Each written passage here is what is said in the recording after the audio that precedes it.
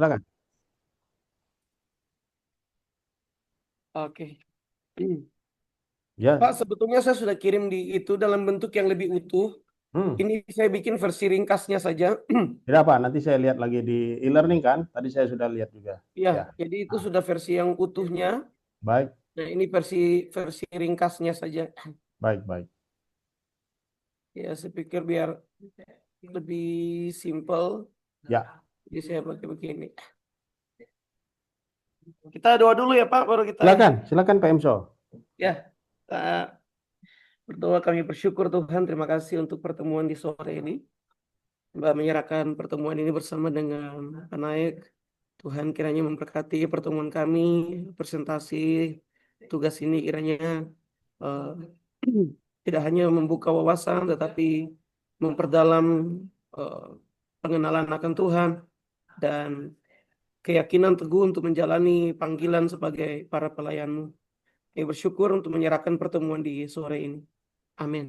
Amin. Baik, Pak Emso, waktu dan tempat kami Baik, persilakan. Ya, ya senang bisa berjumpa dengan Bapak di sore ini. Eh, Ya, saya sudah buat ini dalam bentuk Word untuk reflektif ya, eksistensi Tuhan dan iman Kristen di dunia modern ya. Dengan 5 pertanyaan reflektif untuk bisa dijawab.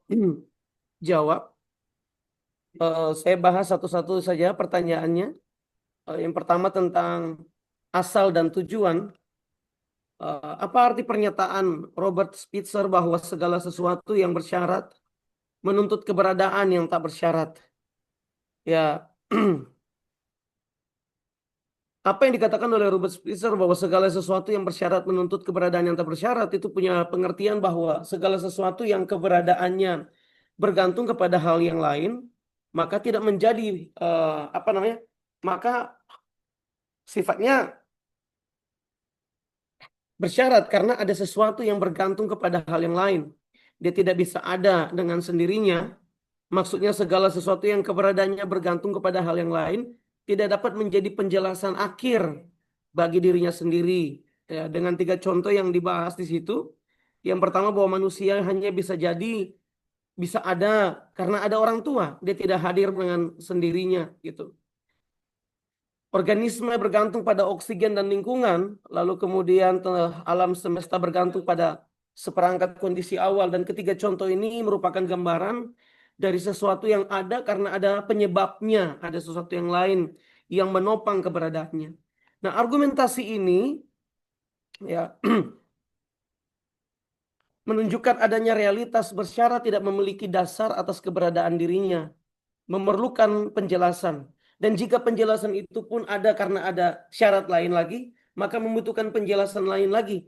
Dan begitu seterusnya, ini menjadi satu realitas, tidak bisa menjadi satu penjelasan yang hakiki karena perlu ada satu realitas tak bersyarat yang menurut Spencer adalah unconditioned reality, yaitu keberadaan yang tidak bergantung pada apapun untuk menjadi dasar terakhir dari segala sesuatu. Jadi pertanyaannya adalah mengapa yang bersyarat menuntut yang tak bersyarat? Karena tanpa realitas tak bersyarat tidak mungkin ada realitas bersyarat. Realitas bersyarat menjadi sumber, dasar, dan sekaligus penopang atas seluruh keberadaan. Nah, bagaimana konsep ini memperkuat keyakinan Anda terhadap Allah Pencipta? Saya membuat itu di dalam 4 eh, apa refleksi ya. Yang pertama, mengapa keyakinan ini memperkuat apa namanya pandangan ini memperkuat keyakinan saya kepada Allah sebagai pencipta. Yang pertama, memberikan dasar rasional bahwa Allah itu bukan asumsi tapi kesimpulan logis. Ya, sebab kalau kita tarik undur ke belakang, ada nggak sesuatu yang berdiri sendiri tanpa ada penyebab lain?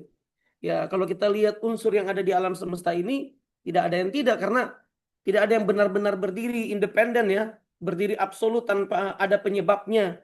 Bahkan nanti kalau kita bahas di lanjutan-lanjutan teori-teori dari para apa namanya tokoh-tokoh ateis pun nanti ujung-ujungnya juga akan membuka pintu besar bagi pengakuan akan eksistensi Tuhan di situ. Yang pertama adalah memberi dasar rasional bahwa Allah bukan asumsi, tapi kesimpulan logis.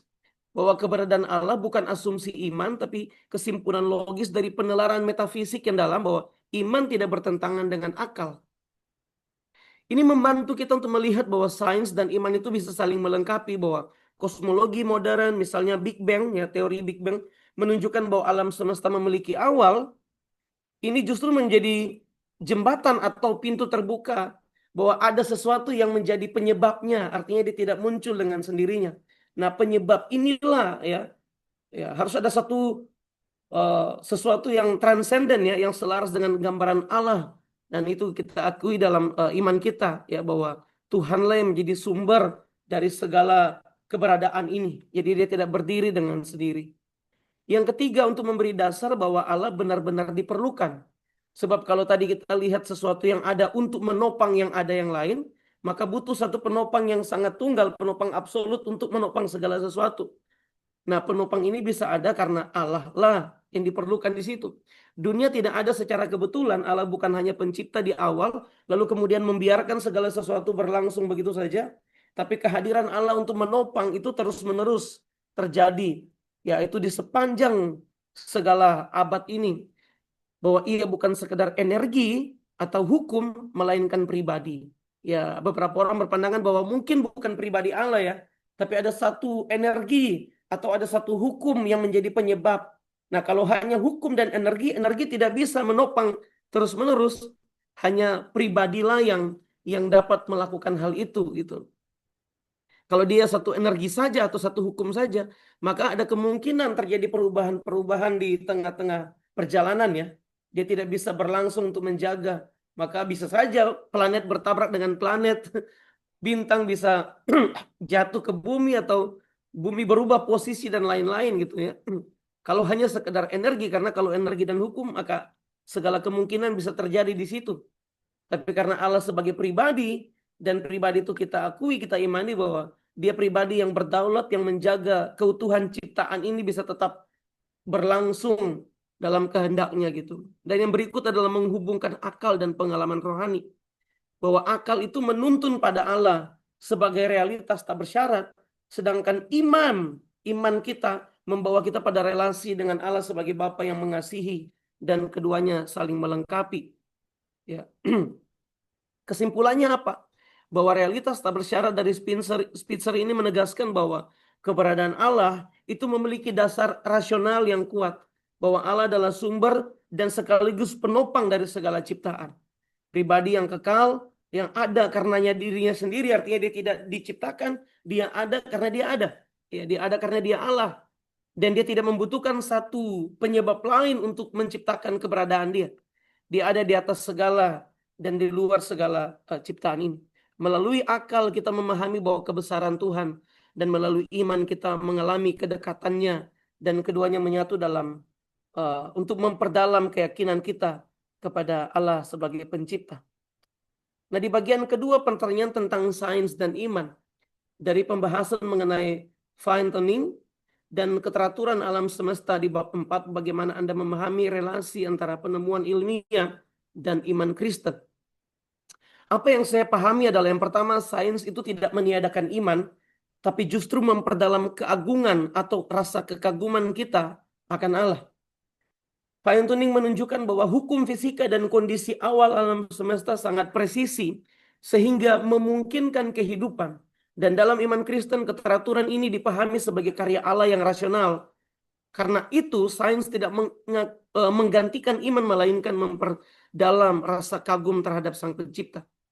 Bahwa kalau kita lihat teori-teori fisika, segala muncul karena ada satu kebetulan.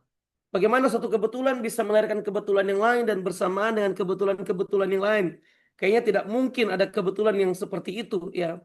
Itu hanya adalah satu ungkapan orang-orang yang menolak akan ide karya Allah yang rasional, begitu.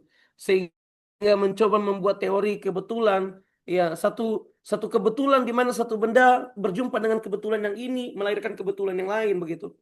Ini satu hal yang sungguh pandangan dari orang-orang yang tidak mau mengakui akan keberadaan Tuhan saja. Yang berikut, sains dan iman itu saling melengkapi, selaras dengan apa yang tadi dibahas di pertanyaan pertama.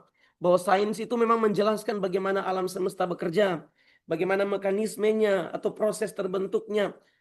Namun melampaui hal itu, iman Kristen menjawab mengapa alam semesta itu ada dan mengapa begitu teratur. Dan keduanya ini berbicara dalam bahasa yang berbeda, namun menuju kepada satu realitas yang sama, bahwa sains berbicara tentang proses tercipta, dan iman itu berbicara tentang makna dan tujuan dari hasil ciptaan itu. Fine tuning itu menyingkap rasionalitas dari ciptaan, keteraturan matematis, hukum fisika yang konsisten, dan kompleksitas kehidupan menunjukkan bahwa alam semesta tidak diacak. Itu tidak terjadi dengan acak. Namun dalam iman Kristen hal ini mencerminkan bahwa Allah sebagai firman dalam Yohanes 1 ayat 1, sang pencipta yang berhikmat, yang menciptakan segala sesuatu dalam keteraturan, dan Allah bukan matematis ini bukan bukti matematis tentang Tuhan, tapi indikasi rasional yang sejalan dengan iman. Penemuan sains memperdalam refleksi teologis. Bagi banyak pemikir Kristen, sains tidak mengancam iman. Orang-orang bilang, wah, ilmu pengetahuan dan sains tidak bisa, kerohanian, spiritualitas dan sains tidak bisa disamakan.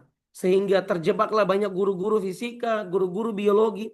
Walaupun agamanya Kristen, ketika mereka mengajar tentang biologi, ketika mereka mengajar tentang fisika, geografi, dan lain sebagainya, mereka tarik itu keluar dari unsur kerohaniannya, sehingga berdiri teori-teori yang justru membuat orang-orang jauh dari Tuhan. Padahal sebetulnya ini satu gambaran yang kalau digabungkan secara utuh dalam pandangan iman Kristen, ini bisa membuat kita semakin kagum akan Tuhan di situ. Ya, kenapa bisa ada muncul teori-teori yang lain yang membuat seakan-akan itu, oh nggak bisa, ini bukan unsur Tuhan, ini unsur fisika. Padahal Allah ada di balik semuanya itu. Ya, ketika kita bicara tentang tentang alam semesta, ya guru-guru suka terjebak di situ dengan segala teori-teori modern sehingga mereka menarik keluar unsur Tuhan. Ya, padahal kalau mereka tarik kembali ke dalam firman Tuhan, jawabannya bisa sangat jelas dan justru mendukung. Artinya iman dan sains itu tidak bertentangan. Apakah sains mendukung atau menantang kepercayaan akan Tuhan? Tentu sains dan iman bergerak di ranah yang berbeda. Namun keduanya saling bersinggungan. Sains dapat mendukung iman apabila kita menggali penemuan itu tentang keteraturan, hukum konstan, dan fine tuning yang mengisyaratkan dasar rasional tentang alam semesta. Sains dapat menantang iman juga jika iman dipahami secara sempit. Ya, misalnya ketika Alkitab diperlakukan sebagai buku sains atau Tuhan dijadikan hanya sekedar pengisi celah pengetahuan saja. Secara metodologis, sains menjawab bagaimana alam bekerja, tapi tidak mampu menjawab mengapa alam ada dan apa tujuan dari keberadaannya.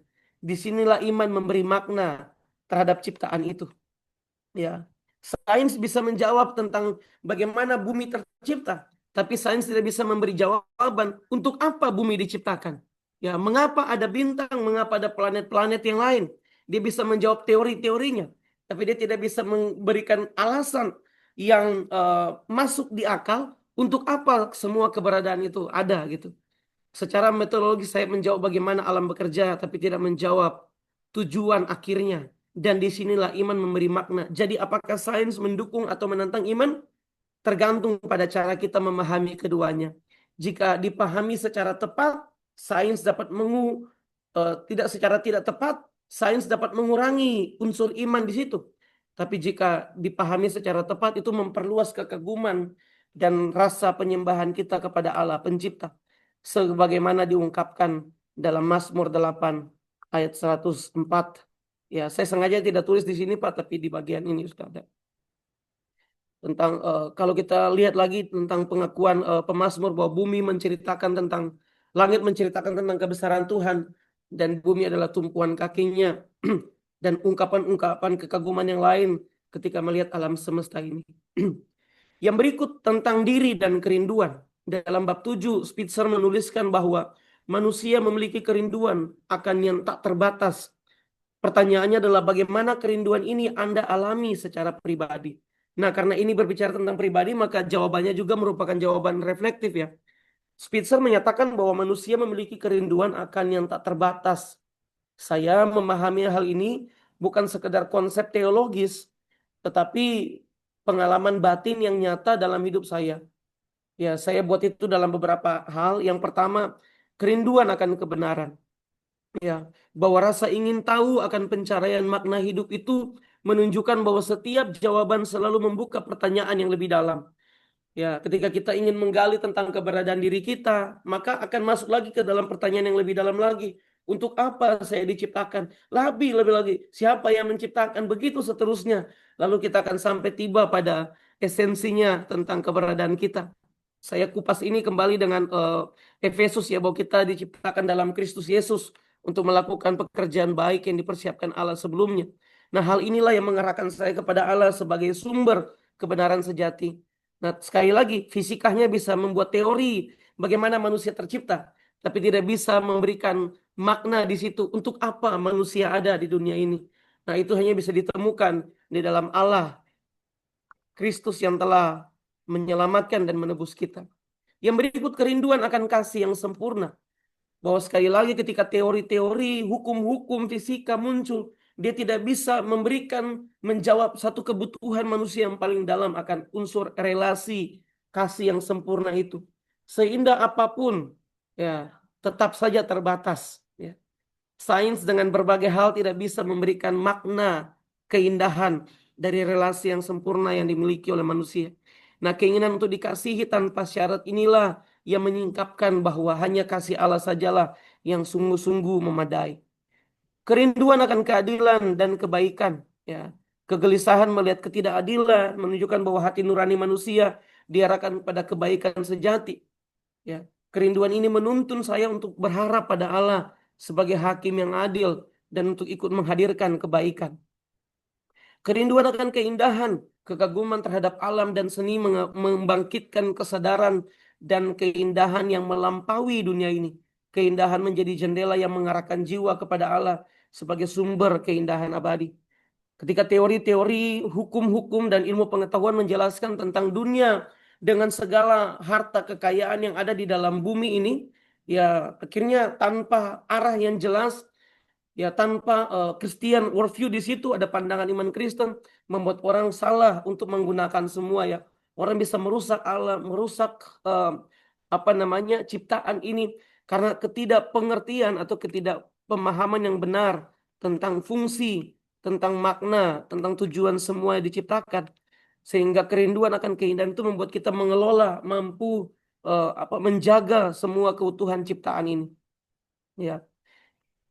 Kerinduan akan rumah yang sejati. Ya, tidak ada tempat di dunia yang sepenuhnya memberi rasa pulang, rasa ingin kembali ke rumah. Kerinduan ini menyadarkan saya bahwa rumah sejati adalah hadirat Allah sendiri. Ya, banyak orang berpandangan bahwa enggak, kita selesai meninggal sudah selesai.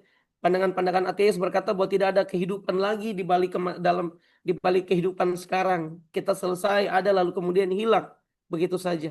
Ya, tentu itu tidak eh, kita yakini ya. Bagaimana hal itu mengarahkan Anda kepada relasi dengan Allah? Kerinduan akan yang tak terbatas membawa saya pada relasi yang lebih dalam dengan Allah. Yang pertama, pencarian kebenaran yang menuntun saya berdialog dengan Allah secara pribadi dan bukan sekedar ide. Ya. Kerinduan akan kasih mengantar saya kepada pengalaman akan kasih Allah yang sejati dan tanpa syarat. Dan kerinduan akan keadilan menumbuhkan penyerahan dan pengharapan kepada pemerintahan Allah yang benar, dan keindahan membawa saya kepada penyembahan dan rasa syukur. Kerinduan akan rumah meneguhkan Allah sebagai tujuan akhir sekaligus sahabat dalam perjalanan kehidupan ini. Kerinduan bukan tanda bahwa Allah jauh, melainkan bahwa Ia sedang memanggil semua kerinduan manusia akan kebenaran, kasih, dan keadilan, dan rumah yang sejati bertemu pada satu titik, yaitu Allah sendiri. Dan ia bukan hanya jawaban atas kerinduan, tetapi juga sumber dari kerinduan itu sendiri. Ya. Di pertanyaan keempat tentang tantangan zaman modern. Setelah membaca bab 9, bagaimana Anda menanggapi argumen para ateis modern? Misalnya, nah ini agak susah nih Pak nama-nama mereka. Nietzsche ya, Russell dan Dawkins Ya, ya. ya. Setelah membaca bab 9, saya melihat bahwa kritik para ateis modern seperti Nietzsche, Russell, dan Dawkins lahir dari pergulatan serius dengan dunia modern. Namun, sebagaimana dijelaskan oleh Robert Spitzer dan N.T. Wright, argumen mereka memiliki keterbatasan yang mendasar. Yang pertama,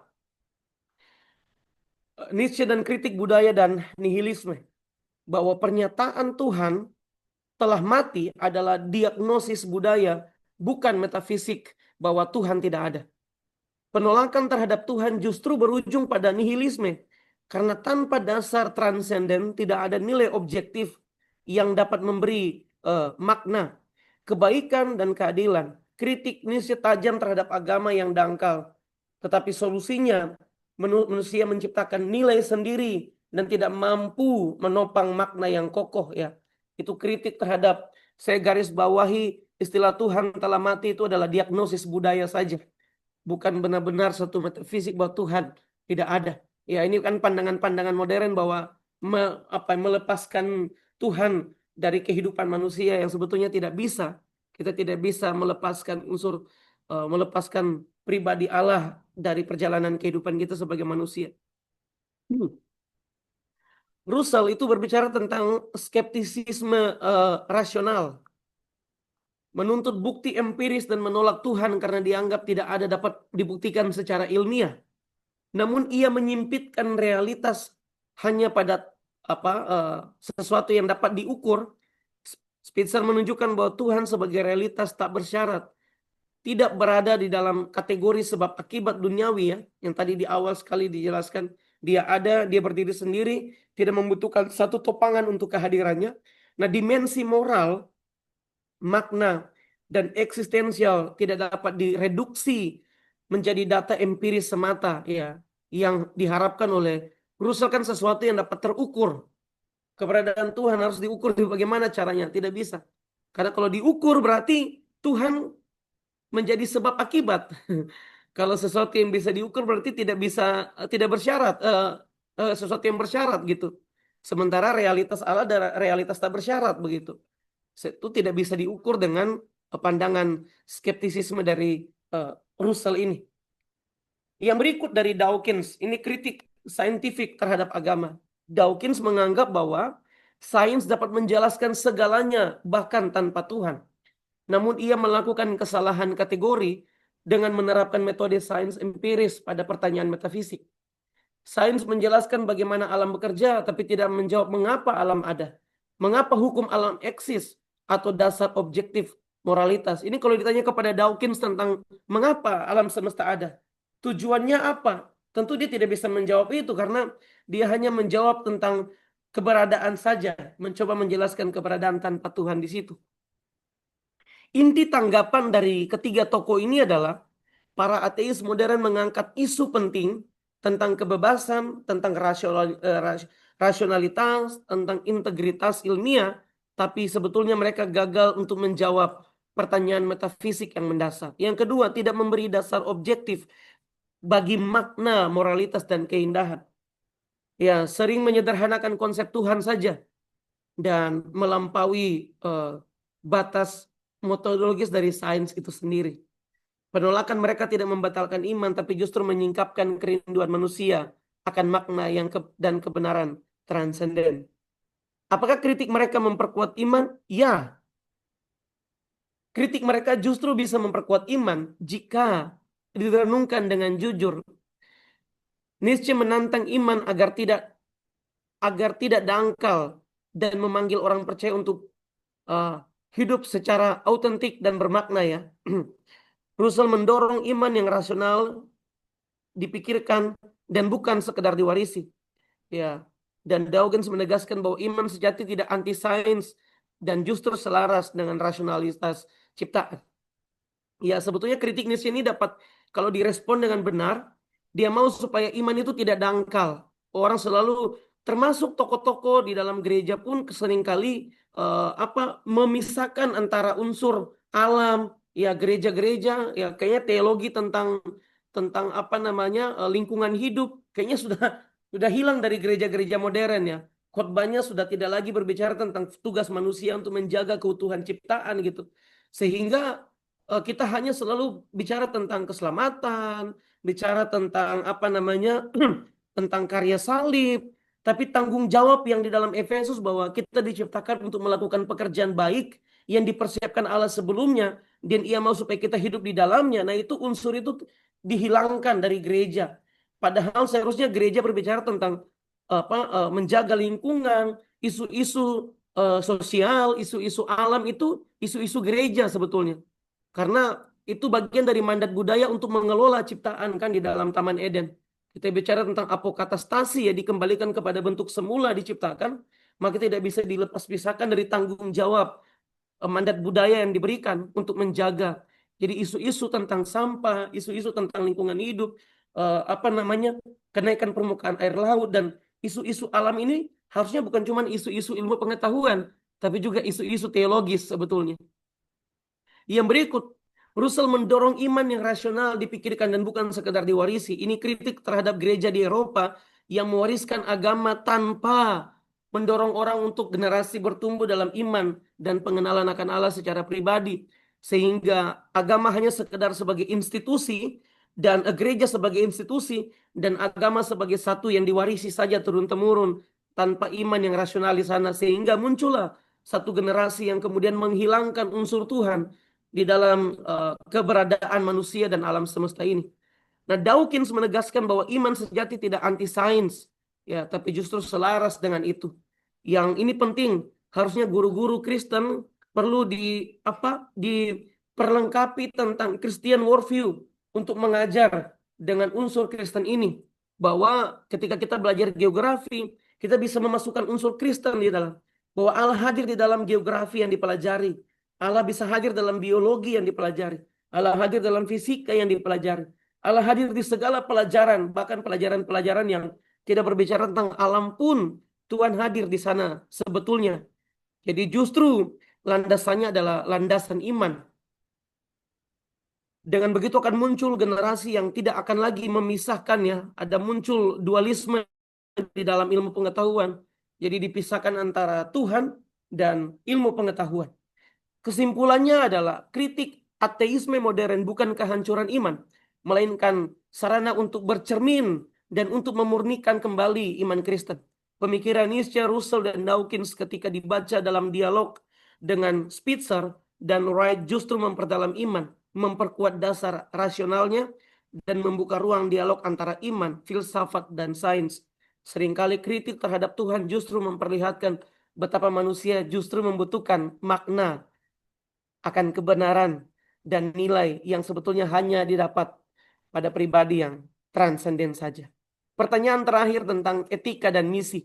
Dalam bab 10 dijelaskan bahwa eksistensi Tuhan adalah dasar bagi moralitas dan misi gereja. Pertanyaannya, bagaimana keyakinan akan Allah yang hidup mempengaruhi cara Anda berpikir, bekerja, dan melayani di tengah masyarakat sekuler?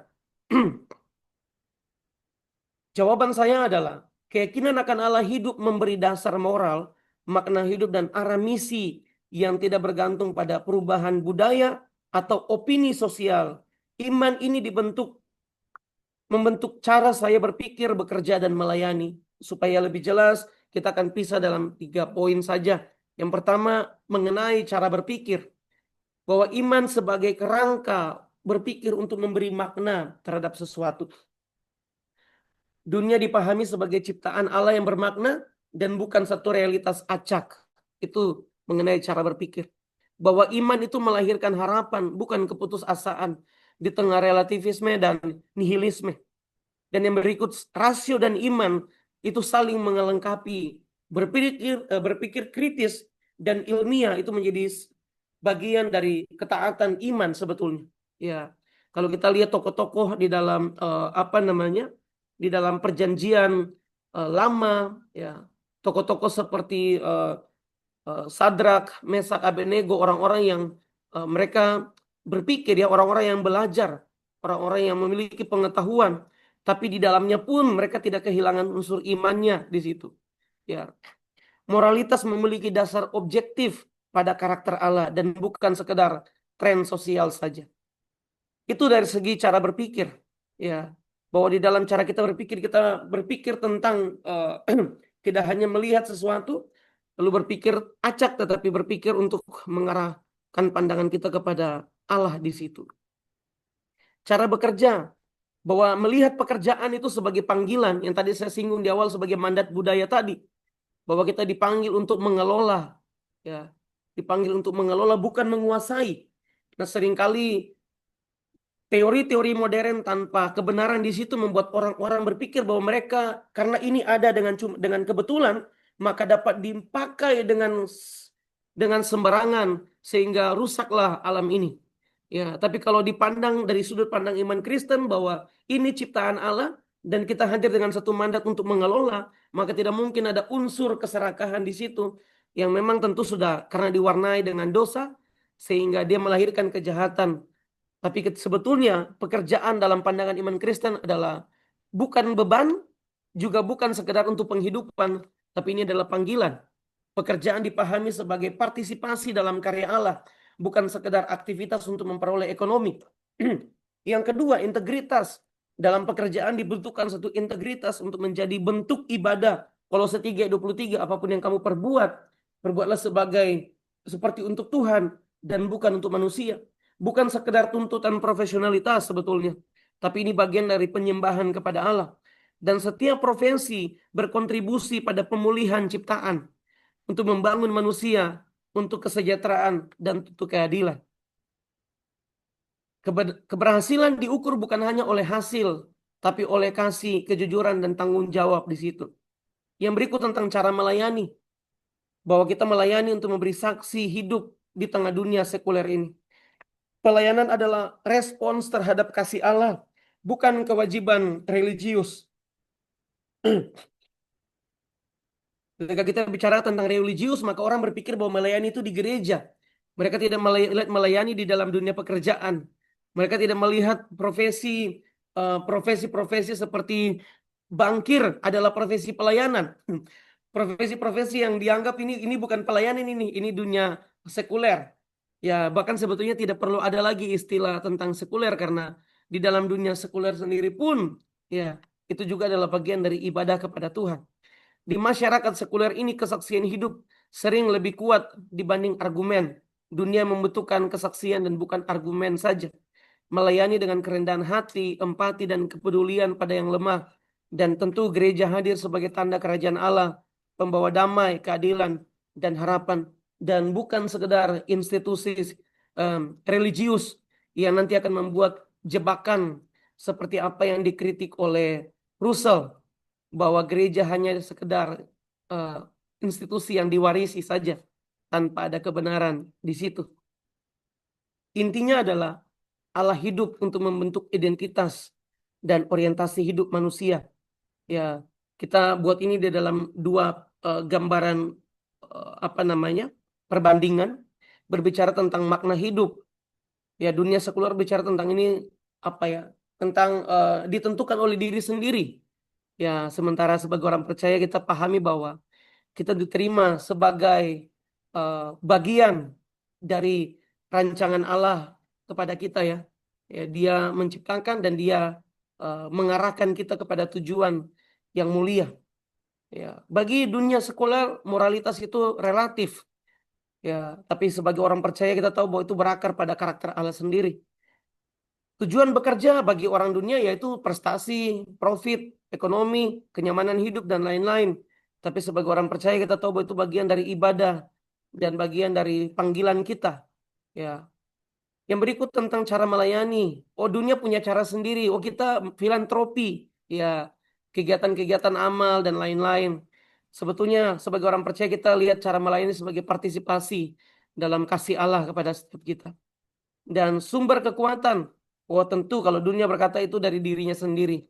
Ya, ketika ditanya ya itu karena saya unsur keakuannya di situ. Tapi seorang percaya kita tahu bahwa Roh Kuduslah yang memberikan kekuatan dan komunitas imanlah yang saling melengkapi dan menopang setiap kita. Jadi inti dan etika misi Kristen, ya, keyakinan pada Allah yang hidup harusnya mengubah orientasi hidup orang percaya. Dari prestasi menuju panggilan, dari relativisme menuju kompas moral yang kokoh gitu. dari ambisi menuju kasih dan pelayanan, dari keputusasaan menuju kepada pengharapan. Kesimpulannya adalah Allah yang hidup bukan sekedar konsep teologis, tapi sumber etika dan misi yang nyata. Iman kepada Tuhan membentuk cara berpikir yang bijaksana, cara bekerja yang berintegritas, dan cara melayani yang penuh kasih. Sehingga di tengah masyarakat sekuler, kehidupan orang percaya menjadi kesaksian bahwa Tuhan sungguh hidup dan tetap berkarya melalui kehadiran orang percaya. Keyakinan akan Allah yang hidup bukan hanya sebuah ide teologis, tapi sebuah cara memandang realitas. Ini membentuk bagaimana seorang berpikir, bekerja, dan melayani, bahkan di tengah masyarakat yang semakin sekuler ini. Ya, cara-cara praktisnya saya bahas di bagian eh, tugasnya, Pak. Demikian, Tuhan memberkati, Pak. Baik, terima kasih Pak Emso untuk usahanya luar biasa, sudah menyelesaikan dengan baik ya. Ada beberapa hal yang kalau boleh saya juga memberikan semacam tambahan seperti itu Ya, tentang tadi bagaimana Bapak berbicara tentang ilmu pengetahuan yang seharusnya tidak dipisahkan gitu dengan iman seperti itu ya. Dan yang ya, mana itu sangat baik sekali. Memang tidak boleh ya. Justru penelusuran atau penelitian terhadap objek-objek sains ataupun hukum-hukum sains dan lainnya terkait dengan itu justru seharusnya semakin membuat kita semakin memahami, mengenal, semakin dekat dengan ciptaan Tuhan, ya, dan semakin menyaksikan kebesaran Tuhan seperti itu ya Pak ya. ya, Ya, bagus sekali. Kemudian juga tentang bagaimana tadi Pak Emso mengatakan seharusnya teori-teori itu tidak akan muncul teori-teori yang membuat kita justru semakin jauh daripada Tuhan seperti itu ya Pak ya. Nah disinilah yang menurut John Lennox itu saya kira bagus teori pemahaman beliau ya, ya, penjelasan beliau tentang perbedaan pentingnya untuk membedakan sains dan pendapat saintis. ya, Jadi pendapat saintis itu belum tentu sains karena mungkin belum teruji ya, secara seluruhnya ya Pak. Jadi menurut John Lennox seorang apologet dan juga seorang profesor matematika beliau itu Pak. ya, Beliau mengatakan bahwa kalau sains itu sudah terbukti, tetapi pendapat saintis itu belum tentu terbukti, belum tentu sudah seharusnya diuji dulu gitu. Jadi jangan kita langsung menerima begitu saja gitu. iya, Jadi harus kita bedakan antara sains dengan pendapat saintis gitu ya. iya, Kemudian tadi juga menarik tentang Richard Dawkins tadi yang Pak Emso sampaikan ya terkait dengan saintisme yang mengatakan seolah-olah bahwa semua jawaban itu ada pada sains begitu ya.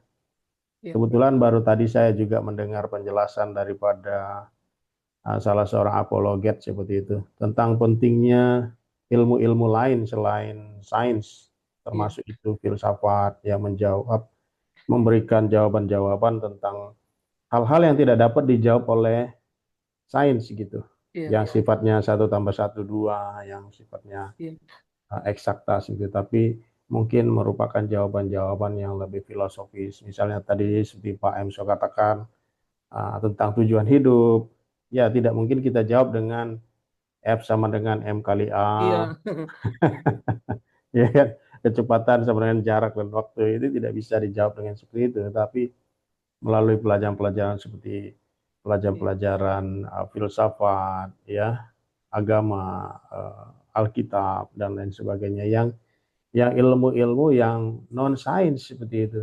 tuh, Jadi kita sebenarnya tidak boleh bersikap seperti Dawkins itu yang saintisme. Istilahnya saintisme itu merasa bahwa semua jawaban itu ada pada iya, ada sains. pada sains. Ya itu ya. Ya saya kira itu juga poin yang bagus ya. Yang lainnya juga bagus sekali.